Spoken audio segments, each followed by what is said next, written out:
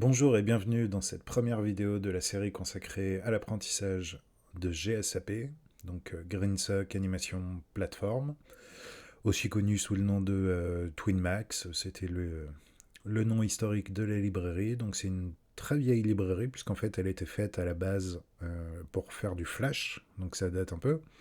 Et puis ils ont fait un portage en JS qui marche très bien, qui s'est appelé TwinMax et ça s'appelle maintenant GSAP, donc pour GreenSock Animation Platform. Dans cette première vidéo, on va voir rapidement comment importer la librairie dans le projet. Donc c'est assez rapide. Juste au niveau du contexte, j'ai ici un fichier HTML tout bête qui vient charger une feuille de style qui se trouve dans le dossier CSS et un fichier JS qui se trouve dans le fichier JS. Et les deux sont actuellement vides. Voilà, donc le plus simple pour utiliser cette librairie, c'est de la charger depuis un CDN. Donc vous pouvez taper dans votre barre de recherche CDN.js GSAP.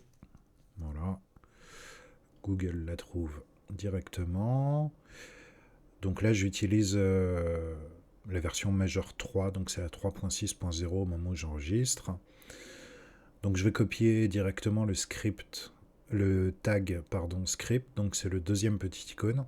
Si vous copiez le premier, ça copiera uniquement l'URL du fichier. Donc là, je clique bien sur le deuxième. OK. Et dans mon fichier HTML, je viens coller ça. On va aussi avoir besoin donc, de jQuery.